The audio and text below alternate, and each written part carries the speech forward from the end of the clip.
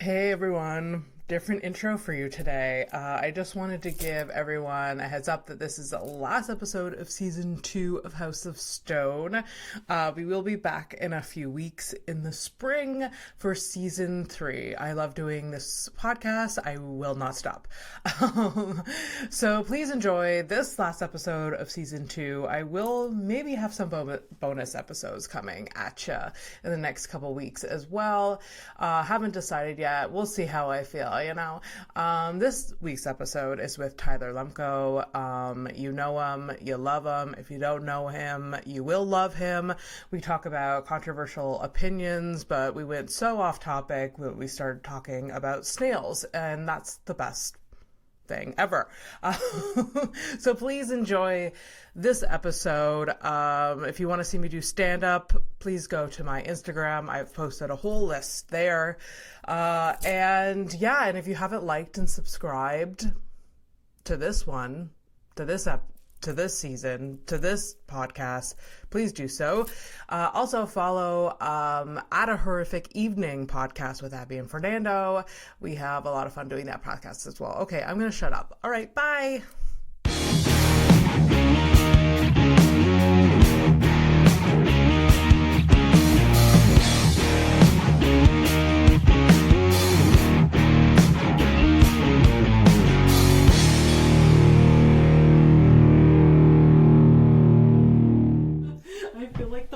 Matches. It kind of does. Oh my god, it's perfect. Like a little friend sitting with us. Yeah, we gotta name him.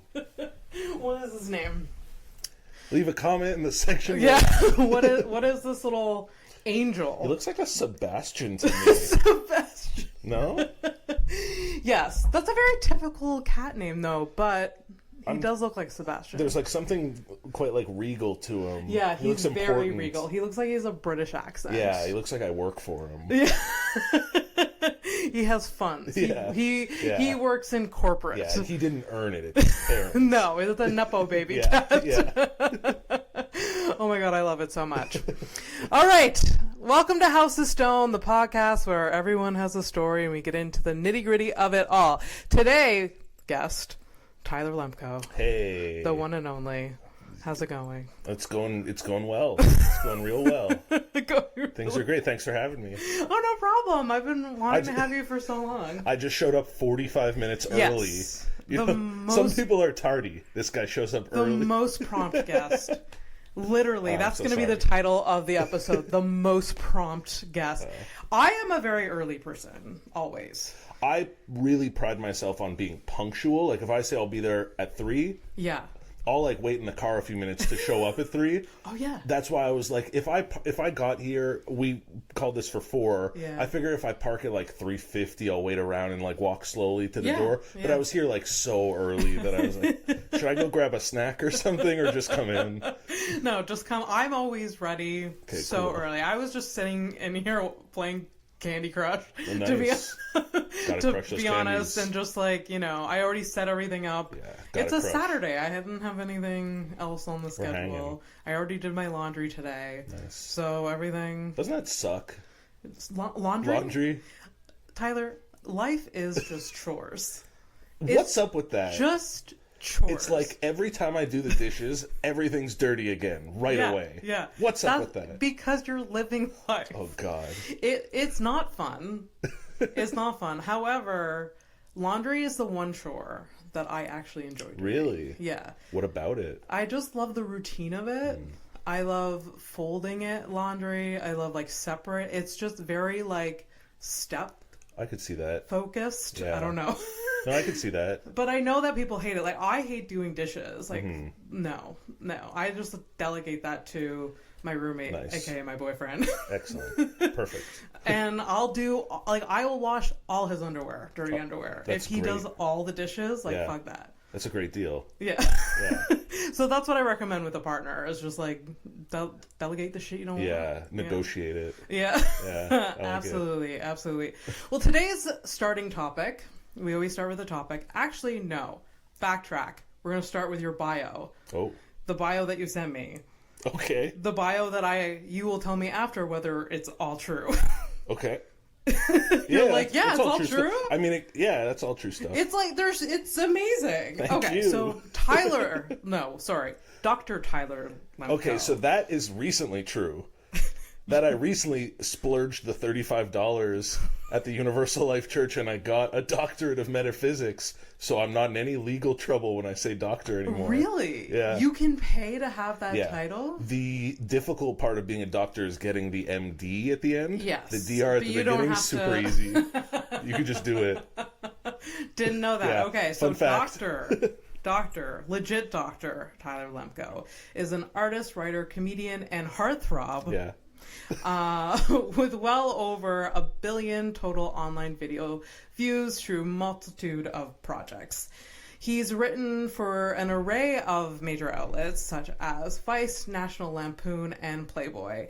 And his work has been profiled by the likes of TMZ, Buzzfeed, The Tonight Show, BBC, and the Huffington Post. Holy shit, bro. I was on HuffPost Live. They had me on as a wiping expert. Wiping your ass? True story. So I was freelance writing for a bunch of different websites. I love that. If anything, fuck all the rest of the shit that they can get you to like. Yeah. Wiping 100%. I wrote some article for Bro. You remember Bro Bible? No. They were like a lifestyle website I also already don't like the name. Yeah, exactly. It's what you think it is. So I wrote some article about like the different techniques of wiping your ass, and I guess it like got to the right person where I started getting booked as like a wiping expert on stuff. Oh my god! Yeah. That's so funny. I want to get into that. Is there a controversial way, on topic, we'll get to that, is there a controversial way of wiping your ass? I don't know if I would call it controversial, but I did coin the term the snowplow technique that I've like had anchors and journalists repeat and talk about. Is it? It's more of like you push it to the end of the driveway and then swipe up. Sorry. It's like... Yeah. You kind of want to scoop and... Okay. I've since gotten a bidet and I'm a big bidet guy now. So I'm a huge bidet person. It's a no-brainer. It's crazy that we just smear paper. It's disgusting. It's wild, yeah. I can't believe people are living without a bidet. Yeah.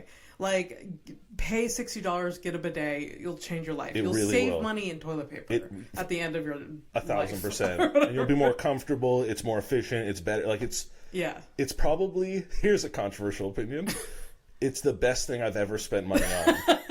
It's the best money I've ever spent was my bidet. I would agree. Like, maybe it's not the best money I've ever spent. Because it's what, like $70, $80? Mine what more was value 80. can you get for that? I got the heating valve one, Nice. of course. Nice. Of course. I wasn't shooting cold water So on my ass. I like a little bring it to life. It wakes you up a bit. I like that. No. I need a lukewarm, little bit warm water on my ass. Yeah. I do not want cold water. Yeah, you pamper your ass. I like it. Hell no. And mine's like very powerful too. Like I can't even put it on the biggest setting. Okay, I have a question, but tell me if I'm asking TMI. It's fine. What's like your average like length to leave it on? Because I leave it for like a long time, and I'm sometimes self-conscious if I have people over and they can like you hear the pipes are working. I mean, this is like, I'm sharing, alright, I can hear my boyfriend use it, and he's leaving it on. We're talking like... For minutes. Minutes. Cool. Minutes. Okay, I feel less bad.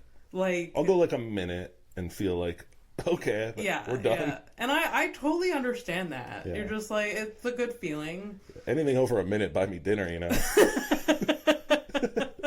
Absolutely. So like, no judgment here. No bidet judgment here. No, whatever makes you feel right. Whatever is the perfect time. Okay, cool. Yeah. You should time yourself next time and be like, and then send out a survey to people that own bidets, like what is the average time? I think like we need to know this information. I'd rather be on the high end than the low end. That's for sure. There's an if average. You're on the low end, like what are you doing? Like, like there's an average and there's a wrong side. Yeah. I love that so much. I didn't even finish your bio yet, but so Tyler is a native of Montreal, is a multidisciplinary artist who paints, performs, and produces a slew of content. He's a curious fellow who loves creativity, pro wrestling, roughhousing, and roughhousing with a big drooling dog. Yeah. I love that. Thanks. I love big drooling dogs Me too. Oh, I love a good, like, when they have, like, jowls and you can grab them by the jowl. Yes. Oh, my God. I don't want them in my house, though, because they seem like they would make a mess. Like, my walls will be filled with drool. Yeah. They're like destructive. They'll, like, knock stuff over and get too rowdy. For sure. I have way too much stuff, and my apartment's too small for one of those. But I would love to play with it in the outdoors. Yeah. And be fun. 1,000%. Yeah, agreed. I had to put it in the bio. Do you have any pets? Is that you just love a dog? I have a roommate, which is some guy's ashes, and I say good morning and good night to Gabe every day. I saw the video of like the little ash. So that's your roommate. Yeah, that's my roommate, and I'm currently researching how to build like terrariums because I want to get a bunch of snails.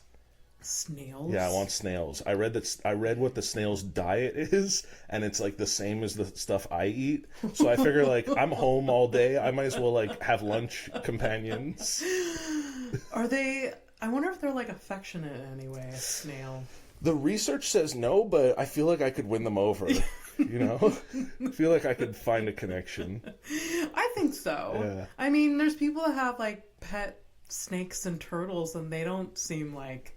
Yeah. And they're like, they love the freaking animal. Yeah, exactly. Their pet or whatever. I don't get it, but a snail would be a very original pet. Snails have, fun fact, the most teeth out of any animal. Snails have 14,000 to 20,000 teeth. Like. Real? Like teeth that we know? No, it's not like... Okay. You know, like dentures. But it's like, little, I don't know. It's I would not have guessed that. And it's the strongest material on Earth. It's snail teeth is stronger than titanium. That's... Yeah. These are all true. I don't know why I know this. I've been researching snails recently. Yeah, you want a snail that bad. This is a snail podcast, right? Yeah, this is exclusively about snails. That's what I thought. House of Snails. Yeah. Okay. How many snails can live in a terrarium all at once? I guess you can go pretty big. Like I would want to get something that's sizable enough that they can play around and move and have some fun. There's some snails that are really pretty too. Yeah, for sure. Those shells, yeah. I once stole snails from a beach in Maine, put them in a bucket, put them in my parents' car. I was a child. When we drove home, the car started smelling because it was a bucket of dead snails. Oh, God. I wanted to take them home to live with us. No forced thought over terrarium or anything, just like it'll live in this bucket. Yeah. Midway home, my mom had to throw out this bucket of dead snails on the side of the road. God damn. Yeah. R.I.P. Well, at least they didn't get detained at the border, so. Exactly. Yeah, we hadn't crossed the border yet. We lived free, you know? Yeah, they didn't last very long. Although I think I put them in the bucket, put them in the car, played on the beach for a day and a half, and then we drove back. So they had a full life for a snail. In this bucket. Yeah. All things considered. I've had, there's been times where I've had like a fly in my house. You ever get a fly and it's the same guy for like a week? Oh yeah. Yeah. Especially here in like Montreal where we share one fly for like an apartment building. Yeah. I'll like get to know it. I'll name it. It'll essentially become a pet once there's a fly for long enough. Oh yeah. Yeah. I don't think I've had a fly in this apartment for maybe 6 months. Like I don't see many flies. Yeah. When I lived in the country, when I lived in Howick. Oh yeah. So many. Oh yeah. We had to have like fly traps by the door because like it was disgusting. Because we had like manure piles that were all around. Or whatever. They love that. Yeah, they love that. That's prime real estate for a fly. Yeah, but in Montreal you can name them. I barely have any manure piles in my apartment, so that's good. That's good. Barely, but some. Barely. Don't check every closet, but none that you could see. What do we want to name the snail? I had one idea of calling it Young Sheldon. But like SHELL DON? Yeah. Or Shelly? Shelly's good. Shel Silverstein. Sheldon for the boy. Shelly I like for the guy. For the girl. Yeah. Or opposite, Sheldon for the girl, Shelly, who knows? And I think many breeds of snail are hermaphrodites, so you can go either way. Go. Yeah, they both work. I need this to happen for you. Thank you. Yeah, I'll come back with an update. I need this. I just love the idea of you sitting in your apartment feeding the snail lettuce. Yeah, like whatever I'm having for lunch, it's having for lunch. Yeah. Just they don't eat meat though, right? No, I don't eat meat though. Oh yeah, I don't eat meat. No? I didn't know that. Yeah. Okay. Yeah, that's not an interesting information. That's when you were like controversial opinions. I was like, yeah, people shouldn't eat meat. No, that's not a good one. Like, no one wants to hear that. I mean, for some people, that is a controversial opinion, and it shouldn't be. If you do any amount of research into like the meat industry, you're like, oh yeah, we probably shouldn't be doing this. Yeah, it's pretty bad. We probably shouldn't be partaking. Yeah. At all. How long have you been a vegetarian? I'm mostly vegan. The odd time I'll eat cheese and regret it. It's been probably like 6 or 7 years. Oh, nice. Yeah. That's amazing. You? Yeah, I've been vegetarian for over a decade. Wow. Vegan for probably 3 years. Nice. Ish. Cool. Ish. I will eat the occasional free-range egg if I know it's coming from a real free-range place. Sure. Because I don't see an issue with that so much. Yeah. But free range, I've seen people that sell their eggs to a free range market, and it's not free range. I'm like, really? They lie. I don't know. They for some reason have a stamp. Anyways, we can't get into it. People hate talking about uncovering some conspiracy, food industry conspiracy. I love it. Yeah. That shouldn't be a controversial opinion. Yeah. I don't know why people care so much about what I eat sometimes. Like when I do express on the occasion, I don't eat meat. Like you bring that up in front of Vance Michelle, he'll lose his mind. Oh, that's funny. Yeah, I just don't think like I personally wouldn't kill an animal, so therefore I don't eat animals. But if you're gonna hunt and kill it, go ahead and eat it. I say I just don't believe in the factory farming process. Absolutely. I couldn't kill. Yeah, like, but most people that eat animals wouldn't kill. Totally. I remember years ago going out with a girl on a date, and she mentioned she had like a cousin who like hunts. Yeah. And I was like, okay. And she's eating a burger, and she was like, could you imagine like killing an animal as she was like eating a burger? And I just remember being like, this is like, that's how some people think. Oh yeah. Something died. They're psychopaths with like chowing down on a steak. Yeah. Yeah. My parents actually raise animals for their own consumption, and I just went full rebellion on that because I just can't. Really? Because I can't separate from myself from it. And it's just, it's not my vibe, so I'm not going to do it. Yeah, amen. And there's so many different options now. There's no excuse. Like, there's delicious products. I'm, like, not good at it, though. Are you good at being vegan? I'm pretty good. I'm, like, I'm bad at it. Do you eat all the junk food, like vegan junk food? Not so much. Is that what you mean by like you're bad at it? Yeah, like I find it requires a lot more like just cooking and like prep time and stuff like that, and I just don't do that. So like it'll be like 3 p.m. and then I'll realize I'm hungry and be like, oh shit, now I have to have peanut butter on bread again. So that's what I mean by not good at it. Oh yeah, that's not. No, I do cook a lot. Yeah. and stuff. Yeah. I do have days where I'm lazy at it. Well, like I'll have like really fast, like easy stuff that I have in the freezer. I'll throw in the air fryer. Oh yeah. You know, that's good. Or like a bag of like pre-made salad. Yeah. that I'll throw like beans on top. Like that's pretty it's good. not good. It's not delicious food by any means, but it does the trick. Yeah. Peanut butter. I'm a big peanut butter fan. Love peanut butter. Oh, fuck me up with some peanut butter. So I find peanut butter is the one thing I can't do the switch to the like organic stuff that's all there's all that like stuff on top. The oil, the stuff. Yeah. Oh yeah, I have a hard time switched to with the it. all natural a few years ago because I couldn't with like the sugar and like the artificial sugar and like the craft peanut butter. Fucking delicious. Yeah. Delicious though. And nothing tides you over when you're hungry but you don't want to fully eat than a spoonful of peanut butter. So good. Yeah. Ever have a spoonful of peanut butter on a date? Yes. Like an actual like a date? Yeah. It's delicious. Like candy. Yeah. It's the best thing in the world. Dates are like underrated. Yeah. They have like some sugar properties to them that they could trick you. They could pull you. Caramel. They could surprise you. It's so good. This is the most boring conversation to some people. It's gonna be split. It's gonna be like people are fucking loving it. The date community is gonna the date subreddit. This is gonna go viral. Yeah, absolutely. So controversial opinions. We already talked about shitting or the bidet, wiping. What else did we talk about? Anyways, one of my controversial opinions, and it shouldn't be controversial again, is not liking Taylor Swift. Interesting. So I'm ignorant in this regard. Okay. I couldn't name you a single Taylor Swift song. I obviously know her and I've seen her everywhere, always. Yeah. Everywhere. Yeah, literally everywhere. I was wondering earlier today about Taylor Swift. Does she have any songs that are like positive about boys she dates? Are there any like good ones?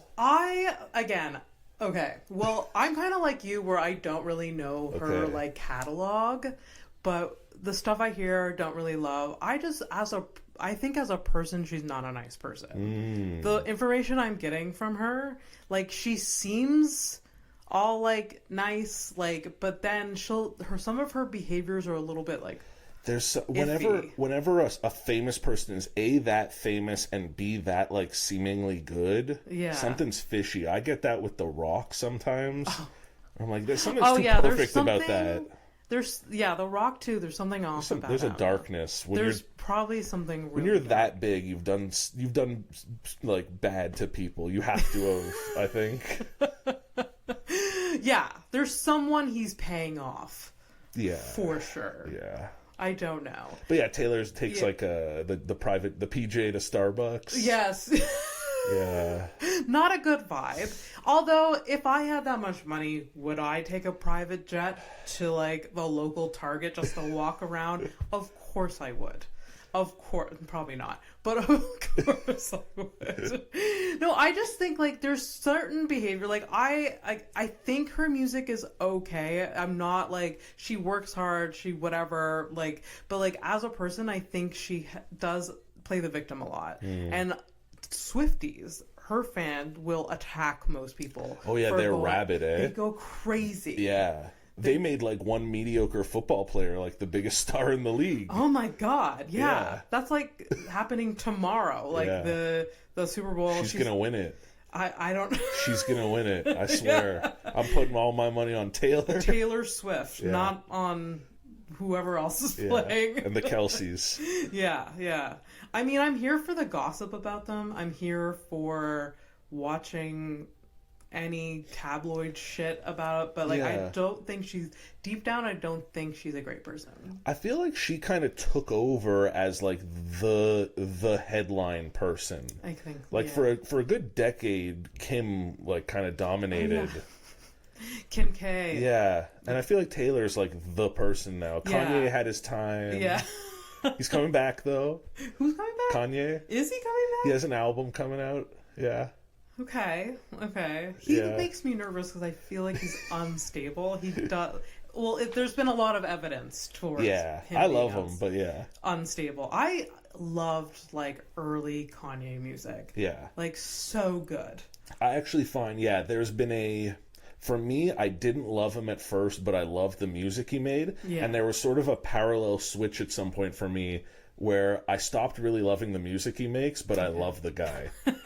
He's insane, and he's... What makes you love the guy? Just because just keeps you on your toes? Look, there's definitely things and opinions that he shared that I disagree with. That's for sure. But I do love how nuts he is and how he doesn't let, like... Yeah. He's not going to apologize or subdue it just because he's supposed to. I like him. He does stand by, like... He believes it. Yeah, said it. So what? Yeah. Yeah. If there's something great about that, because there are people that'll fold immediately, like, I fucked up, I'm sorry, I misunderstood. He's like, he doesn't apologize. Yeah, I'm trying to get that kind of God complex. Like, that's cool. That's some There's confidence. A balance you gotta hit. You can't go all full Kanye. Yeah. You can get a touch of Kanye. Yeah, a touch of Kanye is good for you. Too much Kanye, it can be lethal. Yeah. That's it. I love that. Yeah. I love that. So let's get into some other stuff, some of your creative stuff. Sure. Since we're here. You seem like you are a very creative person. Thank you. You dabble in so many different mediums. When did this all start for you? Ooh, when did it all start? I guess always. I guess growing up, I was always kind of creative, but I was more... I always took basketball really seriously. I was like, that's my thing. Oh, wow. Until I was like 17, 18. Really? I was basketball first. Okay. And I was like dead, like twice a day in the gym, had trainers. Like, I was really into basketball. Were you playing for a team, like in school? Or like I played, I was recruited in high school, but then I went to John Abbott, which turned out to be great. We won a provincial championship. It was super fun. And then from there, I got invited to play on 2 different university teams. But I was like, I'm never going to play in games. I'm going to stay late to school every day to get my ass kicked in practice. Like, this isn't worth it anymore.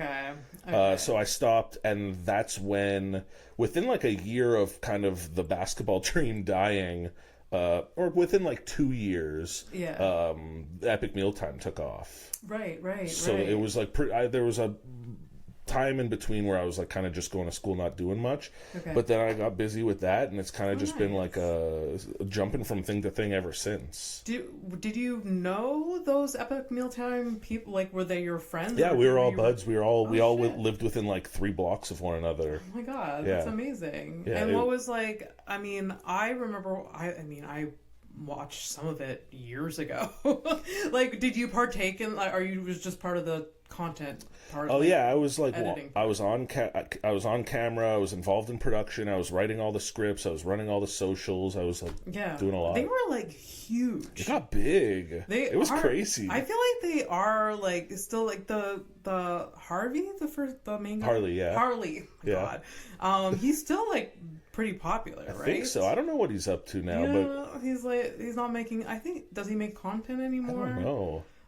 Are you connected with any of the people that were part of there? One of the guys who was like Dave is who I work with at ManyVids now. Okay. So that's like where the connection comes from. Oh, amazing. Yeah. And Josh I speak to at least weekly, sometimes every day, and Alex, the guy that wore the aviators and he ate all the food, he's like deep in the woods in Texas somewhere, so I hear from him like every few months when he turns his phone on. That's so cool. Yeah. It's so interesting how like life evolves. Yeah, and he's also vegan now. So look at that. We both had our share for a lifetime. It's funny how you went from Epic Mealtime. Yeah. These people eat it, like you guys eating. I literally ate meat for a living. Yeah, like huge, like bacon, like filled burgers or whatever, to being a vegan. Yeah, I really think in that like 3-4 year run, I've probably had more bacon than most people's lifetimes. Yeah. So like I beat the game. I've had enough meat. I'm good.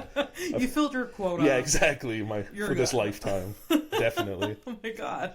So you're in with Epic Mealtime, and then after that, where did your life go? I left that and I started writing. That was what I got a degree in journalism, so I've always been a writer. That's like my baseline.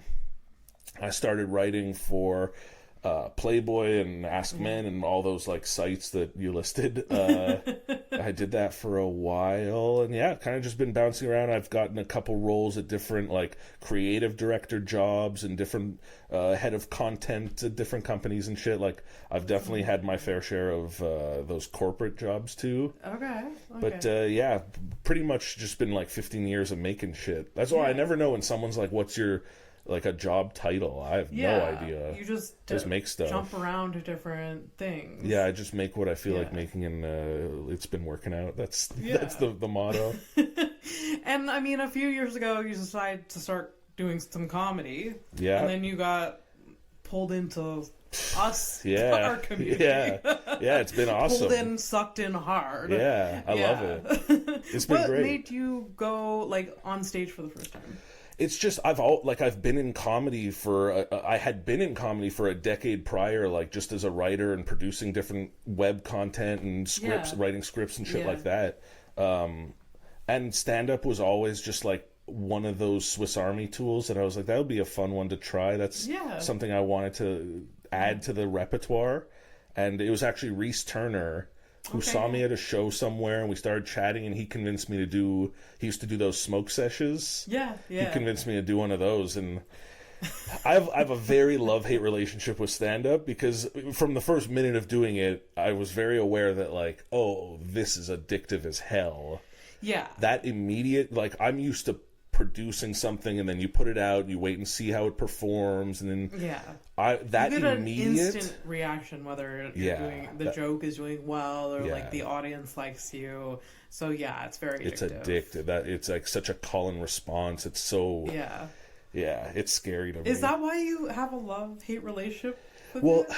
Because I also don't I love the doing stand-up. I don't know. I have like I don't want to be too negative or pessimistic. It's really fine. But it's hard to do here. Like, if you want to do it as a career, you can't really be an English stand-up comedian in Montreal and expect to, like, live full-time on that. So that's why I kind of hate it, because otherwise I'd give it all my time, but it's like... Unless, I mean, most of us comedians have 7 other jobs that we're doing all at once, which is sort of a bummer. And there was an article that came out that I saw somewhere where, like, oh, you're a stand-up comedian in Canada, you have to leave. Kinda. To make a living. Like, and it's sort of a bummer, but, like, I would love to think that could change. I think so. Yeah. But I don't know how. You know, it takes time, it takes effort. Like, I think, like, I'm working on this cool stand-up project that hopefully, if, you know, more people create more opportunities and cool shit happens, who knows? Like, I think I'll say this, there's absolutely enough talent here. Oh, absolutely. That's the thing. So many. So many comedians that are so, like... I feel sometimes I'm like, your talent is wasted. What you're doing, like, you need to, like, redirect somewhere. I don't know. That's why it's not a matter of talent. It's just a matter of, like, getting organized. Or I don't know what needs to happen, but it's a weird scene that's full of talented, great people. Absolutely. Well, tell me about the opportunities you're creating you're talking about with Busties, right? It's really, really cool. I was at the last one. Thank you for coming. Oh my God. It was a blast. Free tickets for some reason. Love that. And it was like it was, you brought in, like, big name people from Toronto, New York, and then you had people from the local scene all, like, participating, and it was a good vibe. It was a good show. Really, really loved. Like, what's your goal for that show? First of all, I appreciate it, and thank you for coming.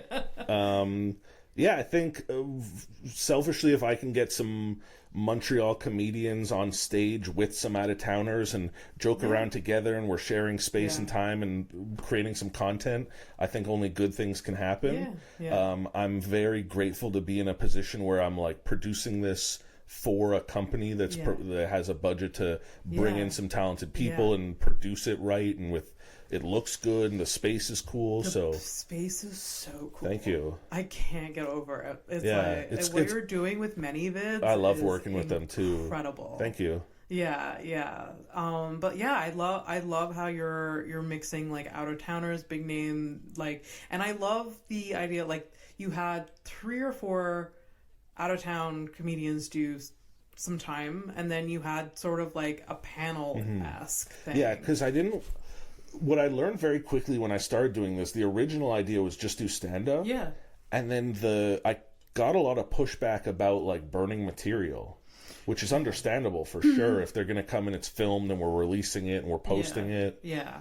So instead of booking people for a lot of time, I just said, like, we'll do, like, 10, 15 and then a panel, because that's organic. Yeah, for sure. I mean, it makes sense. I mean, I feel like a lot of comedians have time to burn. Oh, for sure. And also, like, if you're worried of burning a joke, like, do it everywhere and post it a million times. Like, most comedians are doing that now. Yeah, I think that's like clips or whatever. Like, it's not like you can see a clip and then you can still see it on stage. Like, and even post 2 clips of the same joke. Like, no one's keeping track. No one's unfollowing you for a different video of the same joke. Yeah, absolutely.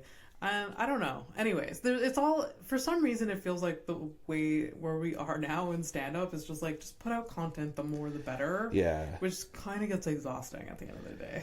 It's the same with everything. Same with like the art that I do too. Like Yeah. you gotta just keep churning out content, but then you're not a stand-up anymore, and you're not an artist anymore. You're just making content. Yeah, for sure. I'm frustrated at the moment because I'm trying to get into it. I've always been like, post once a month and tag me and stuff. Okay. You mean like creating like personal content, like or like content of you on stage? Is that both? Like both? I figure I do so much stuff. Like you have a lot. I mean, with a very serious show that's constantly. So that's constantly going up. The busty stuff, and so now I'm trying to integrate more art into the repertoire. Yeah, add more to the palette. I get that. There's like in me, there's like a variety of different things that I want to post, but then I'm like, there's only so much time in the day. And then you got to worry about like they say to have like your account should just be like that one thing, like that's what you are. But I don't know. That's my I'm least not favorite. An expert in content creation. Like I don't know like what's best. You just throw it up there. It's all darts. We're all just throwing darts, trying to hit bullseyes. Who knows?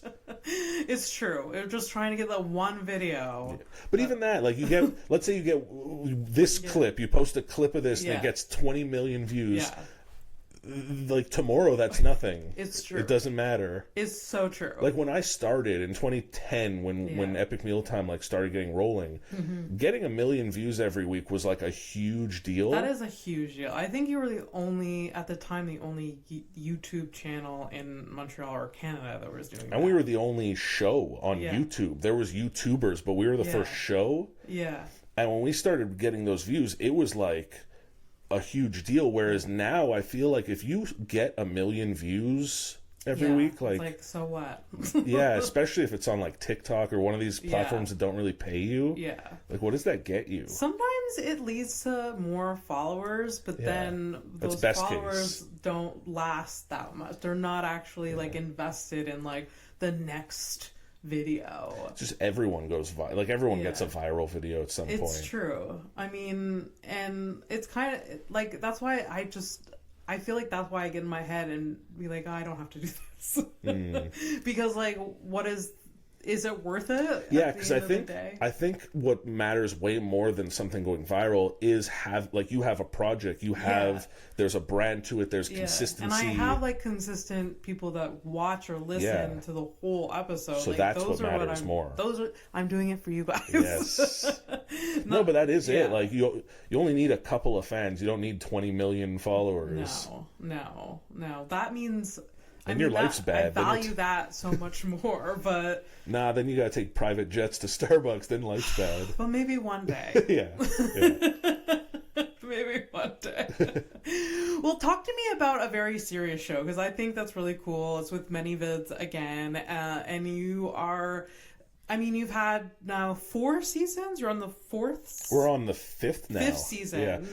Yeah, exactly. Yeah. It's been a year and a half. But I mean, I have seasons of this, and it's just for like us to make sense. It's just for me to give me a break. Like I need to I need to wrap this up for a a bit. Yeah, it's to say I did 10. I'll be back in 3 weeks. Yeah. Exactly.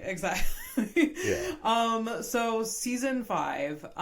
So it started. When you started, what was your vision of a very serious show? So funny story. So they came to me and they were like, we're doing this Safe for Work initiative. We're going to start creating original content. And for our first project, we want a comedy talk show that interviews our creators or adult creators. Yeah. And that's kind of like the bridging the gap between like Safe for Work and the adult side, because it's mostly adult, the platform. So I was like, okay, cool. They kind of gave me like carte blanche and were like, do whatever show you want, just like we're looking for a fun talk show.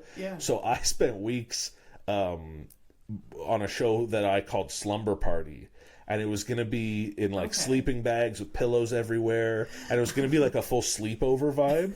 And we were like 10 days away from the pilot episode going live, and Many Vids was like, oh wait, like we can't do this, like infantizing things and like child fetishization is not okay, and we don't tolerate that on our platform, so you cannot do this. And I was like, oh my god, like, I mean, I my brain didn't go there. Same. And I appreciate that theirs does. Cute. This is same. This is just And I appreciate that their brain does, because mine didn't. And I was like, oh, shit. I mean, I'm glad that they caught on. Yeah. Because, like, now that it's, like, out, I'm like, okay, yes. Of course. In Yes. hindsight. Yeah. Oh, So, like, a week before launching, I pivoted to, like, I guess it's silly. yeah. This is silly. Yeah. Yeah. Was the set the same? You just got rid of the sleeping bag? Very similar. Very. That's why the original set was all, like, sheets. Yeah. Now we got, like, a fake wall, but it was all, like, a pillow fort at first. Yeah. Because it was a pillow fort. I love that so much. So yeah, thank God for them. Yeah. And then I was like, yeah, it's just great. It's a crazy show. Yeah. And we'll chat about whatever happens. And the whole vibe is like, it's not serious. Yeah, it's not serious. And you started with like doing crafts with porn stars. Yeah. Or adult movie stars. Yeah. I don't know what you want to I call think it. adult creators. Porn stars, to me, is my favorite one, but I think some don't vibe with Porn that. stars is very... It's badass. It's very, badass, very 90s Yeah. themed, but anyway. And what's interesting is this new era of adult creators Yeah. is like, when you're a porn star, to me at least, you're really like being contracted to do films for like production studios. Yeah. Whereas what ManyVids does, and most of the guests that I have on, are really people with like their own audience and their own fans. Yeah. So like they... Kind of like OnlyFans, but... Exactly. Like they're different. creating their own content. Yeah. Which is super cool. That is really cool. Do a lot of these like what did we call them? Adult creators. Yeah. Are they also on OnlyFans, or I think a lot of them are, and a lot of them they're just exclusive. I think OnlyFans and ManyVids are very similar. Okay. From my understanding, ManyVids is a bit more like they're proud to promote their creators, and OnlyFans kind of brushes it under the rug. They're just like, you do your... But very similar in platform, and often on the show, people will like mention their OnlyFans, and I'll be like, "You mean your ManyVids?" I'll try to fix it. That's so you started with doing crafts with them, which I think is so freaking cool. So that's what I wanted to do. Yeah. And I quickly learned that it's hard to have this engaged of a conversation when you're focused on something. Absolutely. Absolutely. Or it could benefit you, but like it depends on how long you're like recording for. So I am working. I want to do a new project. Who knows? It'll be months before anything happens, but I want to do a new project that is a lot slower in pace. Yeah. And I bring guests on to do arts and crafts. Yeah. But yeah, in terms of a talk show, it didn't work. Yeah, I totally get that. But if it's like a longer form, like when you can get like engaged and then you sort of like start talking like, you know, and it's sort of nice to have something to do while you're having like an intimate conversation. Yeah. Like my boyfriend and I do that. We'll like go to a park and paint or whatever. I love it. Yeah. And it's like the greatest date ever. Oh yeah. Yeah. Yeah. So anyways, so it's a cool idea. And then it evolved to incorporating some comedians, doing sketches, being part of the interview and stuff. And now you're doing like just like you and your co-host Kayla and the adult Zach. content creator. And Zach's around. And Zach's around in the back. Yeah. It we pivoted to doing more comedians, which I thought was super fun. I loved it. But there was always a moment where like, because I would bring people on to do these, we would do like murder trials and these like crazy elaborate scenarios where like comedians would come on playing characters and doing bits. And it's really hard to expect someone who's not a comedian or an improv comedian to like play along. Yeah, yes, and you don't know. Like maybe some of them will riff, and some were great. Yeah, but there was at least once an episode where at least once I would get like a deer in the headlights kind of look, like what the fuck's going on here? Yeah. And so I tried one without any comedians and thought it felt really natural and good. So now we've done. Tuesday was our fourth one without a comedian. Okay. I might bring them back. I might not. I'm still kind of figuring it out, but I think it's just getting better and better. So like the more I do it, the better they get. That's so cool. It's cool that like ManyVids is just allowing you to like do your thing. Yeah, I mean the show keeps growing and the guests seem to have a really good time. So like they're happy with it. That's so cool. So as long as they're happy, I'm happy, and they let me kind of do my weird little thing. Yeah. So it's a good deal. It's a good setup. That's awesome. Where do you see it like going? Like in the next like year or so with like a very serious show? I mean, you did mention the crafts, the long form thing, but like where do you see for a very serious show specifically? I think we're going to do more episodes than ever this year. I think we're aiming to do 40 out of 52 weeks. Okay. Wow. So that's going to be a busy schedule. Yeah. And then outside of a very serious show, we're doing multiple busties, and we're trying out some different concepts. So like there's AVSS, and then there's like a bunch of other stuff in the works that we're just trying to create more and more, because we really want to just build or they want to build like a quality library of content. That's really interesting. Yeah. I love that so much. That's so cool. Yeah. Do you like your content creation or a very serious show more than doing stand-up comedy? Or would you say... To be honest with you, if I had to pick one thing, I would paint. You would just paint? Okay, tell me about painting. Okay. That's the one thing that I think I could do all day, every day and not have an issue with. Really? Comedy I do for work. Comedy to me is very much work. Mm-hmm. Mm-hmm. As much as I love it and it's fun and we joke around and whatnot, but like I clock in and clock out when it's comedy, whereas art I can do 24/7. That's like always churning. Even when I'm doing work, I'll like be working on an art piece or something. Like I'll always have something in the works that I can tinker with and come back to. Wow. Yeah. When did you start painting? I started painting not long ago, maybe like 5 years ago. Mm-hmm. And it was just to unwind after work. Like I was just I started meditating, I started reading more. So it was just like one of those practices to slow down and feel better. Mm-hmm. And after I think I Instagram storied a few of them, and people started asking where they could buy them. Okay. And within the first year of painting, I sold like 60 paintings. And so I stopped selling paintings. Why? Because now I want to take it serious. I've been learning and I've been doing lessons, and I'm trying to build like a real store and be like good at this. That's so cool. Thank you. I mean, I know that you have a lot of your art up in your studio for a very serious show. It's really cool. Thanks. It's really cool. I think I remember seeing the first painting that you ever. I loved it. I think my first painting was it was a painting of a colorful bird, and it just said "Birds are idiots." I think I remember that. I love that so much. That's so cool. Yeah. My best friend and I have a little bit of like an obsession with pigeons. Ooh. Because they're pigeons are kind of crazy and weird. Oh yeah. And so I for his birthday I painted him a pigeon. Nice. And above it said cunt. Cool. And it's the greatest thing I've ever created in my life. Yeah. Yeah. Yeah. And honestly, like, to me, the biggest value of painting is like that, like making something, not looking at your phone, not looking at a screen, and like zeroing in and just not to get too deep, but to be like, I'm a big believer that like everyone's creative, and we're just different like radios picking up signals. So to be that vessel for a signal to come in and just like have speaking through your hands essentially, I think is like the best. Here's my controversial opinion. That's medicine. That's like real medicine. No, I 100% agree with you. It's very meditative. It's very therapeutic. You see people that I almost went into art therapy like when I was in university.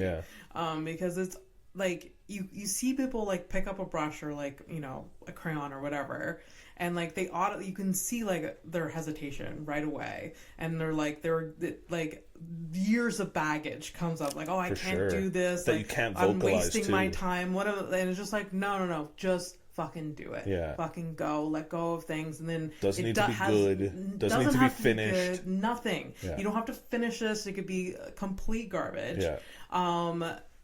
I mean, it's never garbage in my mind, but it's so healing. It's so, some of the hardest times in my life, I like went towards some artistic medium, whether it was photography or painting or even stand-up's great to make jokes about something traumatic or something you're dealing with, like there's something powerful to that. For sure. Absolutely. Like I was going through a really fucking hard time and I started doing stand-up, and I'm like, oh, here I am for life. Like, because there's something about like, no matter what, if you have this like ball of energy that exists, whether it's a positive or negative one, as humans, we're almost like alchemists. We can turn that into something, and it doesn't need to remain negative. You can make it something beautiful. Oh, absolutely, absolutely. I love it so much. Yeah. That is so cool. Yeah, so that I'd say like AVSS, Busties, stand up, all of those are great, and I love it. But painting, if I could choose, like I'd be painting 24/7. Hear me out. A show where you paint in front of a camera. Yeah. Right? Yeah. Maybe with someone else, and you just shoot the shit while painting. I don't know. Like, get like us comedians are normally really fucked up. Yeah. Get a comedian and be like, just fucking paint. Yeah. And like see what happens. And see what happens. Like there's so much to talk about, analyze. And, on the canvas. That would be so fun. In my mind, maybe it's like No, I agree. I'm developing. I don't know what it is yet, but like I said, I definitely want to do more painting oriented content. Yeah. Because I do it every day, but I don't film it. I don't involve anyone. I don't let anyone in to see it. Yeah. And if you want to like make a living off of it, you kind of. It starts with just showing people what you're doing. Yeah. I don't think I've probably shown anyone my paintings. No? No. So that, like, you're not trying to Except live for, off like, of the it, one though. I painted for my friend that I mentioned earlier. But that's like a sacred thing. I love that. That's beautiful. But you're not trying to, like, sell paintings. No. That's never been the idea. I had, like, a bin full of art supplies there. I just, like, love doing stuff like that. Yeah. But anyways, that's so cool. I mean, I can't wait to see more of your paintings then. Thanks. Hit, the scene, or like be all over people's walls someday. Yeah, I want to, at some point, I think this coming summer, I'll do like a vernissage. Oh my god. Yes. That's amazing. That's amazing. I did want to ask one question, and this is like off topic from what we're saying, or what we're talking about. Going back to a very serious show, what has been the most interesting thing you've learned from an adult content creator? There's so many. Because I'm like an idiot. I'm ignorant as hell. I would be too. If I was talking to these potentially very kinky people. Yeah. I am very ignorant. I am very vanilla. I've lived my life just like blinders on when it comes to a lot of things. Yeah, same. I would love to hear what you've learned from them. At least once an episode, someone will say something and I'll go, "What's that?" And then I'll learn something new that I didn't know existed. I'm trying to think, what was a good one? I remember I learned about sounding. Do you know sounding? Sounding. Yeah. No. That's like there's you like stick a guy has a hole at the end and you like stick stuff there's like a specific kind of rod that you stick in it. Right. That's sounding. It's called sounding? Yeah. Why sounding? I don't know. I think something with the stick. I don't know. Makes a sound. Who knows? Oh wow. It's okay. hollow. It's deep. I don't know. I don't know what kind of sound it makes. I haven't tried. Oh my god. But yeah, I'll learn stuff like that pretty much and some episodes will have like a professional dominatrix on, and I could ask hours worth of questions about just this past week. We had her name's Holly Hotwife. She was amazing, super cool, and she's like one of the biggest influencers in the swinger world. So she'll like show up at these like big 30 people orgies. Do they pay her like these orgies? I don't know. Good question. Pay her to come? I wonder. If like a celebrity appearance. Yeah. But she's like a big deal in the like orgy swinger world. God. That's super funny. cool. I didn't know that was like you can get like popular. In like that world. In everything. There's people so like ignorant. In the feet world. I had a girl teach me how to properly package and ship squirt. Which I didn't know. Like there's FDA regulations. Does it have to be refrigerated? Does it have to be? Good questions. I don't think so. Like temperature monitored. No, but I think there was like sealing regulations. Yeah. Regulations. Yeah. You're U.S. mail, Does it have to be vacuum sealed? Yes, I think so. Okay. Something like that. I don't recall, but I'm learning interesting stuff. Type of container vacuum sealed. Yeah, you can't just like willy-nilly ship a Tupperware squirt or they'll get you. Oh my god! So I'm always learning interesting Oh, stuff. so much stuff. I always ask male performers about like boner pills, and like a lot of guys will do like injections and stuff. So that, that's crazy to me. They'll inject so that it stays erect, and then they like take something out at the end. I don't know. It's all. What are they injecting? For the love of the game, What are they injecting? Like the boner serum. I don't know. Okay. Some kind of like liquid nitrogen in there. Okay. Are they... Okay. Do they like? Is there a certain like expectation for the men that are performing? Like they have to be ready for a certain amount of time. I think they so. Have a like work commitment time. Exactly right. You're clocked in. You better be hard. I've had. That's so much pressure. 1,000%. Yeah. And I've had multiple different like female creators tell me that like it's seemingly that everyone has a story about like a male partner that couldn't perform, and like shit, that sounds crazy. Often with like people and equipment and lights and I couldn't imagine. I know guys that see a weird squirrel outside and they're like, I can't do it today. Yeah, exactly. Like, it's just like, it's so much pressure. Yeah. I don't know. I mean, we need them in our world, and like they're doing us a service in my mind. That's what I think. And it's such a hard job. 1,000. It really is. And even like the demand of a lot of these creators, because you're like you have your own fans, you're not being paid by a production company. Yeah. These like I had a guest 2 weeks ago tell me that her screen time was like 18 hours. Oh my god. It's bonkers because she's just replying. Yeah. It's like she's gonna burn herself out. Yeah. Holy fuck. The one constant throughout all the guests I've had is everyone works a crazy amount. Yeah. But a lot of them get paid pretty well. Oh yeah, a lot do really well. But good for them, like yeah, for sure. And I think controversial opinion. Yeah. I'm not the hugest fan of porn in general as a concept in terms of like production companies producing stuff for mass consumption. Yeah. This system of like the individual owning their own content and monetizing their own thing, I find is so ethical and so good. Like I'm such a fan of this kind of porn. Control over it. You get paid for it. Fairly. You monetize however you can, like you're in charge. Yeah. I think it has shifted. It seems like it's made that shift because of, like, since the pandemic. Like, OnlyFans became popular then, and then that's been the ultimate shift. And I mean, I'm sure there's still, like, Pornhub that exists and stuff like that, but it's... Yeah, it seems to be, like, this is where it's going. Yeah. Has Pornhub, like, evolved? Do you know? Like... I think they are similar in the sense that they have original creators. Okay. But I think there's still quite a lot of just like random user upload as well as like big companies with big major platforms. Interesting. Yeah.